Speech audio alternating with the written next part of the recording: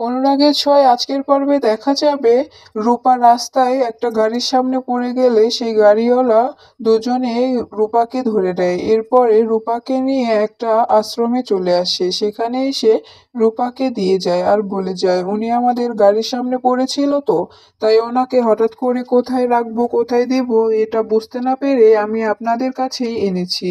এই বলে রূপাকে সেখানে ছেড়ে যায়। এদিকে দেখা যায় কুন্তলা রূপাকে খুঁজে না পেয়ে আবার চৌধুরী বাড়িতে চলে আসে।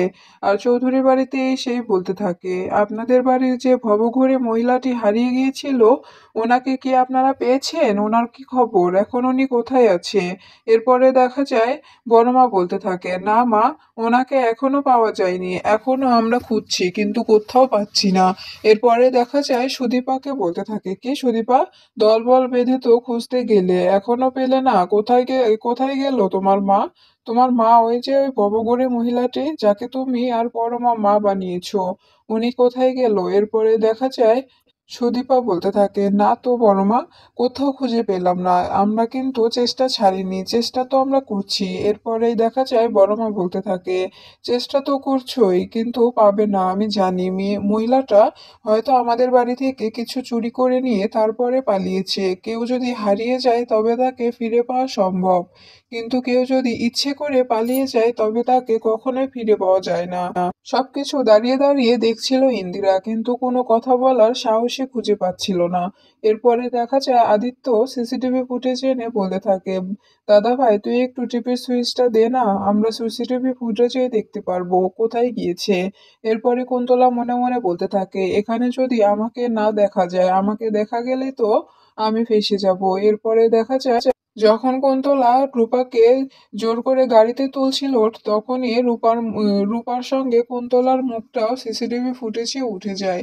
এরপরে দেখা যায় কুন্তলা পালানোর চেষ্টা করলে তখন পরমা কুন্তলাকে ধরে ফেলে আর বলতে থাকে, কি হলো, কোথায় পালাচ্ছেন? কোথাও পালাতে পারবেন না আপনি।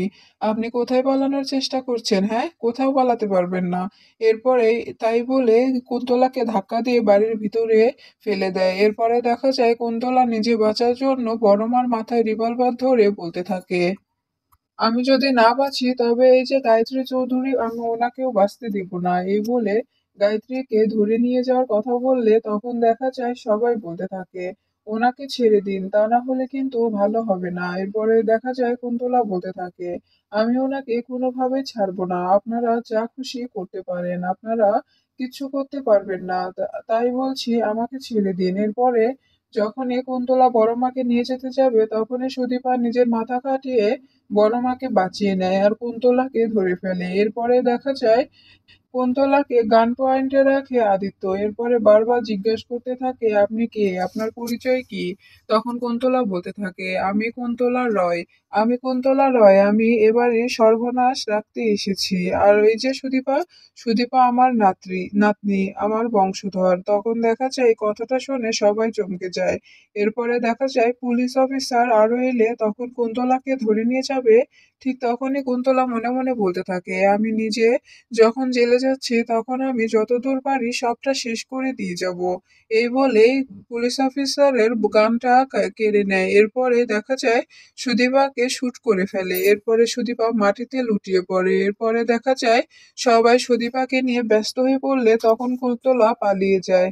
এরপরে অভ্র আদিত্যকে বলতে থাকে, ভাই তাড়াতাড়ি ফার্স্ট এড বক্স নিয়ে আয়, ওর ফার্স্ট এড করানো প্রয়োজন, অনেক ব্লাড লস হয়ে যাচ্ছে। এরপরে দেখা যায় আদিত্য ফার্স্ট এড বক্স নিয়ে এসে সুদীপার হাতটা বেঁধে দেয়। এরপরে দেখা যায় হসপিটালে নিয়ে যেতে চাইলে তখন পরমা যেতে চায়, কিন্তু আদিত্য পরমাকে অনেকভাবে কথা শোনায় আর বলতে থাকে, তোমাকে যেতে হবে না, তোমার জন্যই তো আজকে এমনটা হয়েছে, তোমাকে কোথাও যেতে হবে না, আমাদের এত বড় ক্ষতি করে তাও তোমার শান্তি হয়নি। এরপরে দেখা যায় বড়মা আদিত্যকে বলতে থাকে, আদিত্য, ওকে তুই বাঁচিয়ে ফিরে আনিস। এরপরে অভ্রকেও বলতে থাকে, অভ্র, আমি তোর মা হয়ে বলছি, তোর বোনকে তুই সুস্থ করে বাড়িতে ফিরিয়ে আনবি, আমাকে কথা দে। তখন দেখা যায় অভ্র বলতে থাকে, হ্যাঁ হ্যাঁ মা, আমি তোমাকে কথা দিলাম, আমার বোনের কিচ্ছু হবে না, আমি আমার বোনকে সুস্থ করে বাড়িতে ফিরিয়ে আনবো। এরপরে দেখা যায় পরমাকে নিয়ে অভ্র যেতে গেলে তখনই আদিত্যর আদিত্যর মা বলতে থাকে, এই অভ্র, প্লিজ তোকে আমি বলছি আমার বৌমাকে ফিরিয়ে আনিস, আমার বৌমাকে রেখে আসিস না, বুঝতে পেরেছিস? এদিকে দেখা যায় আদিত্য সুদীপাকে হসপিটালে ভর্তি করালে তখন ডক্টর এসে বলতে থাকে, পেশেন্টের অবস্থা তো খুবই ক্রিটিক্যাল, অনেক ব্লাড লস হয়েছে, তাই ওনার ব্লাডের প্রয়োজন, আমাদের ব্লাড ব্যাংকে কোনো ব্লাড নেই, আপনি যদি ব্লাডটা জোগাড় করতে না পারেন তবে কিন্তু ওনাকে বাঁচানো অনেক রিস্কি হয়ে যাবে। এরপরে দেখা যায় আদিত্য বলতে থাকে, ওনার ব্লাড গ্রুপটা কি আপনি বলুন, আমি জোগাড় করছি। ঠিক তখনই অভ্র এসে বলতে থাকে, ভাই তোকে কিচ্ছু করতে হবে না, কারণ আমার আর বোনের ব্লাড গ্রুপ এক, আমি ব্লাড দেব। এরপরে আদিত্য বলতে থাকে, ভাই তুই সত্যি দিবি? তখন দেখা যায় অভ্র বলতে থাকে, হ্যাঁ আমি দিব। এরপরে দেখা যায় এদিকে রূপা আশ্রমে বসে বসে গান করতে থাকে আর সুদীপার কথা ভাবতে থাকে। এরপরে রূপা মনে মনে বলতে থাকে, আমার আমার মাটা কি যে করছে আর আমি এখানে এলাম, আমার মার কাছে আমি কি করে যাব, আমাকে তো ও বাড়িতে ঢুকতেই দেবে না। এদিকে দেখা যায় ডক্টর এসে আদিত্যকে বলতে থাকে, এখন উনি অনেকটা বেটার আছে, আপনারা যদি কেউ দেখা করতে চান তবে দেখা করতে যেতে পারেন। এরপরে দেখা যায় সুদীপা বেডে শুয়ে শুয়ে ভাবছে। এরপরে দেখা যায় ডক্টর সুদীপাকে ওষুধ খাইয়ে দেওয়ার কথা বললে তখন সুদীপা বলতে থাকে, আমি কোনো ওষুধ খাবো না, আমাকে দেখতে কি কেউ আসেনি? ডক্টর মিস্টার চৌধুরী আসেনি? এরপরে দেখা যায় আদিত্য এসে সুদীপাকে খাইয়ে দিতে থাকে। ঠিক তখনই রিতম এসে বলতে থাকে, পেশেন্ট পার্টি এখনো এই ক্যাবিনে কি করছে, এখানে এত পেশেন্ট পার্টি থাকা যাবে না।